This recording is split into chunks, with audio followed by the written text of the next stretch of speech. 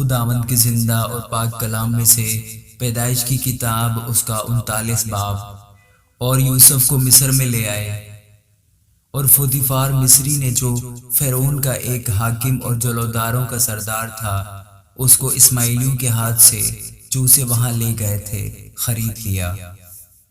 اور خداوند یوسف کے ساتھ تھا، اور وہ اقبال مند ہوا اور اپنے مصری آقا کے گھر میں رہتا تھا۔ اور اس کے آقا نے دیکھا کہ خداوند اس کے ساتھ ہے، اور جس کام کو وہ ہاتھ لگاتا ہے خداوند اس میں اسے اقبال مند کرتا ہے۔ چنانچہ یوسف اس کی نظر میں مقبول ٹھہرا، اور وہی اس کی خدمت کرتا تھا۔ اور اس نے اسے اپنے گھر کا مختار بنا کر اپنا سب کچھ اسے سونپ دیا۔ اور جب اس نے اسے گھر کا اور سارے مال کا مختار بنایا تو خداوند نے اس مصری کے گھر میں یوسف کی خاطر برکت بخشی، اور اس کی سب چیزوں پر جو گھر میں اور کھیت میں تھیں خداوند کی برکت ہونے لگی۔ اور اس نے اپنا سب کچھ یوسف کے ہاتھ میں چھوڑ دیا، اور سوا روٹی کے جسے وہ کھا لیتا تھا اسے اپنی کسی چیز کا ہوش نہ تھا۔ اور یوسف خوبصورت اور حسین تھا۔ ان باتوں کے بعد یوں ہوا کہ اس کے آقا کی بیوی کی آنکھ یوسف پر تھی، اور اس نے اسے کہا کہ میرے ساتھ ہم بستر ہو، لیکن اس نے انکار کیا اور اپنے آقا کی بیوی سے کہا کہ دیکھ، میرے آقا کو خبر بھی نہیں کہ اس گھر میں میرے پاس کیا کیا ہے، اور اس نے اپنا سب کچھ میرے ہاتھ میں چھوڑ دیا ہے۔ اس گھر میں مجھ سے بڑا کوئی نہیں، اور اس نے تیرے سوا کوئی چیز مجھ سے پاس نہیں رکھی، کیونکہ تو اس کی بیوی ہے۔ سو بھلا میں کیوں ایسی بڑی بدی کروں اور خدا کا گنہگار بنوں؟ اور وہ ہر چند روز یوسف کے سر ہوتی رہی۔ پر اس نے اس کی بات نہ مانی کہ اس سے ہم بستر ہونے کے لیے اس کے ساتھ لیٹے۔ اور ایک دن یوں ہوا کہ وہ اپنا کام کرنے کے لیے گھر میں گیا، اور گھر کے آدمیوں سے کوئی بھی اندر نہ تھا۔ تب اس عورت نے اس کا پیراہن پکڑ کر کہا کہ میرے ساتھ ہم بستر ہو۔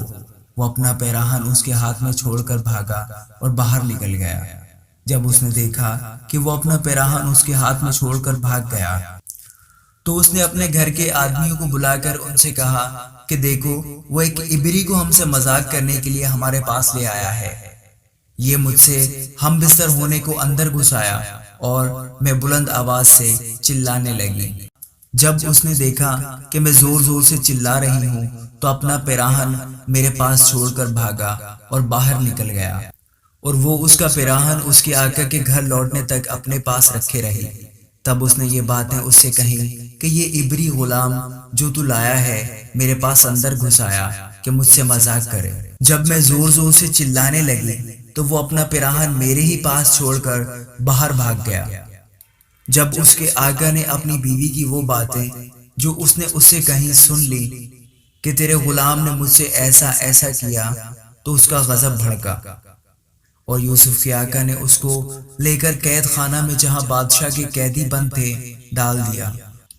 سو وہ وہاں قید خانہ میں رہا، لیکن خداوند یوسف کے ساتھ تھا۔ اس نے اس پر رحم کیا اور قید خانہ کے دروغہ کی نظر میں اسے مقبول بنایا۔